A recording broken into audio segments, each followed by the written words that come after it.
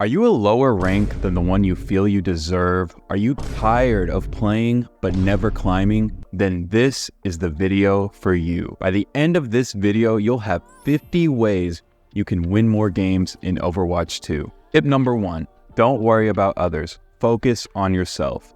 Focus on your own gameplay and what you could do better, not your teammates.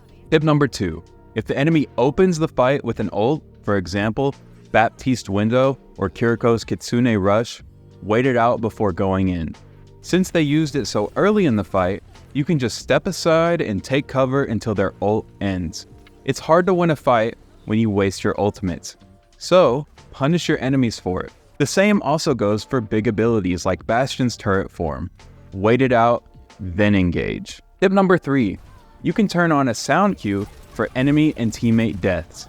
You can do this by going to Options, Sound, General, and then toggle them on under the Sounds category. This is a really handy tool that will help you know if you should push further or retreat and heal up without looking at the kill feed. Tip number 4, when you ping an enemy, it will show an icon based on how much health they have. A yellow triangle at half health and a red diamond at critical.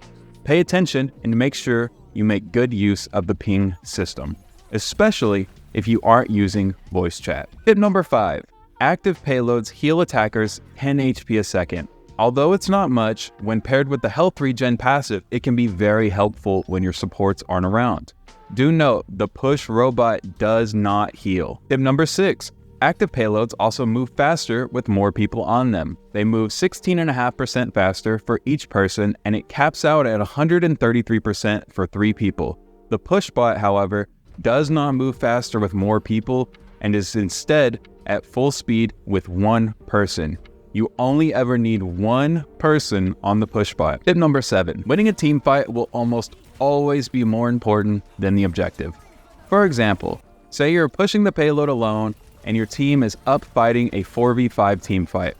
If they lose that fight, your team will lose all that space and ultimately have a harder time taking back control of the payload. It is often more important to go help your team win the fight and go back later to push with your numbers advantage. This doesn't mean you should always just abandon the payload though. Tip number 8, always play cover. This is the most common mistake everyone is guilty of making. It doesn't matter what character or role you're playing, always play cover. You should always have a wall or an object to hide behind when the enemy team is emptying their clip in your direction. Always retreat and get healed up by your supports. Don't give the enemy team unnecessary ult charge. Don't stand out in the open to catch a random Zen volley. Tip number 9, learn team comps. I would say most people playing Overwatch don't understand team compositions. If you're playing tank and your supports pick Iari and Baptiste, probably don't play a tank like Winston or Doomfist. That support lineup will have a really hard time healing you because you're so mobile. It would be better for your team and your sanity to pick according to their picks. The same goes for supports. If you have a D.Va, Sombra, and a Genji on your team, go for a dive support like Kiriko or Lucio. Picking something like Iari here will be completely useless to your team with her lack of mobility and short healing range. Tip number 10, once you get basic team comps down, learn which comp is best for each map. For example, maps with a lot of high ground like Dorado are always going to prefer dive teams because there is so much high ground. And remember, high ground is king. On maps with long sightlines like Havana, Poke will always be dominant. Playing a team comp fit for the map you're on will always give you an advantage. Tip number 11, don't laser focus on getting kills solo. This isn't Call of Duty. Team fights are always way more important than going on an absurd flank just to die anyway. Helping secure the team fight should be your top priority in most cases. Looking at you, Moira players. 12, don't panic ult after you've lost the team fight. I see this happen way too often where everyone but the tank on a team has died and they see a crazy moment to get a 5-man ult just to get no follow-up and die afterwards. Don't fall for it. Don't waste your ult. Tip number 13. If you find yourself holding on to your ult for too long and never using it, just start using it off cooldown. Obviously, I don't mean you need to walk out of spawn and ult, but consider just opening a fight with your ult. You will gradually learn when and where you should ult and how much value that ult has. Plus, every second you're holding on to your ultimate is time that could have been spent building your next one. Tip 14. On the same note, don't hold your ult for the play of the game. If you can Death Blossom or Terra Surge to get 1 or 2 super important picks, it can severely sway the fight in your team's favor. Look for opportunities like these to ult and you'll win more games. Tip number 15. Don't switch characters so often that you never get to ult. This is of course a very situational tip as games are unpredictable, but typically ultimates are the most powerful abilities in the game and can mean the difference between you winning and losing a game. Sometimes it's better to swap before your ult. For example, swapping to a Mei to help stall an objective can be very helpful. But if you're coming up on a high value ult like Zarya's Grav or Lucio's Beat and are thinking about switching, maybe try to ult first and see how the fight goes. Then you can decide to switch. Tip number 16, manage your team's ult economy. Say everyone in the game has their ult up and your team uses all of them in one fight. Sure, you probably won the fight, but now your team is down 5 ults. When a team uses all their ultimates at once, it puts them at a big disadvantage for the next fight. You typically want to use as few resources as possible to win a fight. So communicate with your team, make callouts, and plan what you do. Tip number 17, save defensive ults for big offensive threats. For example, always save your trance or tree for Genji's Blade or Mei's Blizzard. Doing so will allow you and the enemy to trade ultimates without losing anyone in the process. Tip number 18, the same goes for abilities. Save defensive abilities for offensive ones. This is more important for support players, but typically you always want to save your Suzu for Ananade.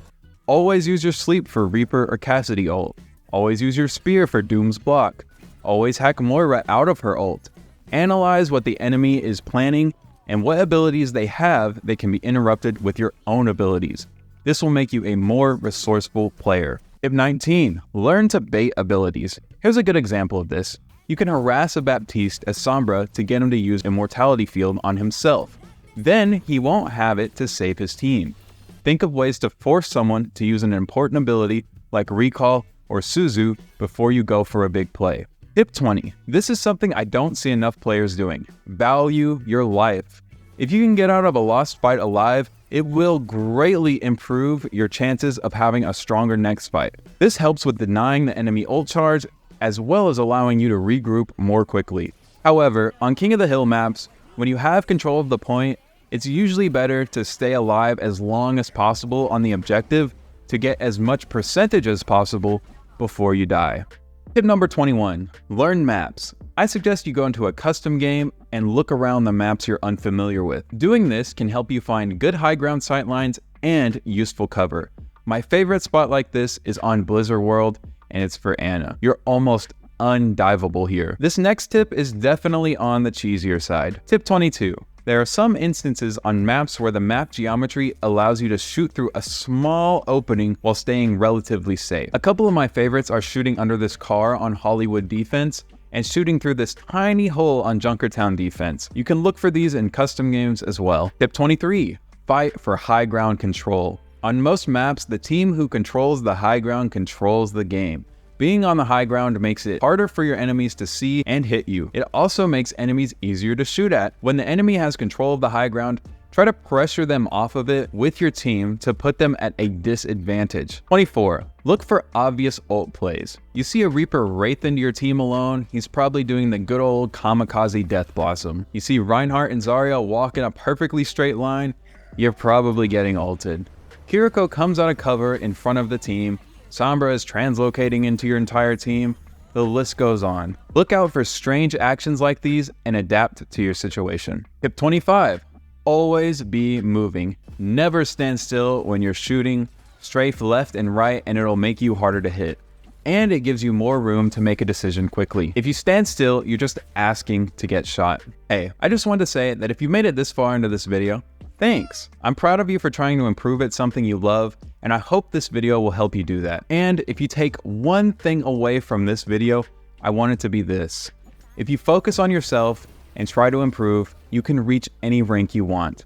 You just have to be willing to put in the time and effort it'll take. If you aren't the rank you want to be, accept you've got some learning to do. Once you recognize that, the only thing that separates you from your goals is learning and execution. Subscribe if you found these tips helpful, and now back to our list. Tip 26. To add on to that last tip, don't spam jump while fighting. This makes your movements predictable, which makes you easier to shoot. A good player will follow your arc as you jump and blow you up easily, so don't do it. Tip 27. Heroes have character-specific settings. For example, you can toggle Echo and Mercy's glide on and off, or add a target confirmation to certain ults like Ana or Echo. Try looking at your favorite character settings and play around to find something that feels more comfortable for you. I personally always change my primary fire on healers like Kiriko, Moira, and Lifeweaver to be on the left mouse button because it feels more natural for me. Tip 28. Track enemy ultimates. As you get more familiar with all the characters, this gets easier. When you're setting up for a fight, try to think what ults the enemy may have and what the big threats are. If you're playing Genji and you want a blade, think about things like Lifeweaver Tree or Transcendence before you ult. Keep your kill cam on so you can see the enemy ult charge too. Let your team know if an enemy is close to their ult. Tip 29. Don't go into a fight without your escape. This is very important for heroes with strong movement or escape abilities like Winston, Moira, Diva, Reaper, Genji, Tracer, and so on. Don't use your one escape ability to engage the fight. It's better to walk in when you can or drop onto your enemies from high ground. Then use your mobility to escape if you need to, or you can use it to catch someone trying to get away. Tip 30. There will be times when you want to actually shoot a Zarya's bubble to try and kill her faster, but be careful when doing so, as this can backfire very easily if you don't have the firepower to take her down. If you don't kill her, you've just given her 40 free charge. This same logic applies to Doomfist block. Tip 31. You move slower when walking backwards. It's a very small change, but it's still noticeable, especially on faster characters like Tracer and Genji. Sometimes it's better to turn around and run away when you're trying to flee. Tip 32. Pick one role to specialize in. Then you can pick a character for each of the 3 team comps in that role. Say you choose to play tank, and you should pick at least one character for each type of comp, like Ramattra for Brawl, Diva for Dive, and Sigma for Poke. It's important to be able to flex to whatever your team needs. Tip 33. Be aware of the sightlines you expose yourself to. This isn't just taking cover again. The cover you choose is important. Want to be open to as few enemy sightlines as possible. Don't let the enemy get a ton of free angles on you. Avoid putting yourself in situations where you can get shot from every direction. Tip 34. Exploit enemy weaknesses. If you notice a trigger-happy Ana sleep darting nothing constantly, go kill her after she misses. Or if you notice a Reinhardt that likes to charge in alone, focus him down. You can easily punish these mistakes and keep your team in a constant 5v4 situation until they gain consciousness, if they ever do. Tip 35. When you hear a big area of effect ultimate, spread out. Especially for ults like Junkrat's Tire and Bastion's Artillery Shot, spreading out makes it harder for ultimates like these to get value. It's better to have one teammate die than 3. Tip 36. Learn strong ult combos. We all know the typical Nano Blade, but learn what ults will provide a lot of value when used together, like Sombra's EMP and Diva's Bomb. Always communicate with your teammates to set up big plays like these to help win a team fight. Tip 37. Always communicate if you can. Overwatch is a team game. Communication is key to success. Sure, you may be the only person talking or someone will get toxic, but communication makes a big difference. People seem to have an issue when we recommend using voice chat because people get so toxic, but if the people who aren't toxic never use voice, it will leave voice chat full of only toxic people. The more kind people that use voice, the less welcoming of a space it will be for toxic people. If someone's toxic, just mute them and immediately move on. Communicating with 3 of your teammates is better than 0. Tip 38. If you have an idea of what people should play or switch to, and you think it will help win the game, tell your teammates. People will more often than not make the switch or coordinate with you if you just speak up. This isn't the League of Legends community yet. Tip 39. The best way to learn the game is by playing and reviewing your matches. If you find yourself struggling on certain maps or against certain heroes, go back to your match history and watch yourself play.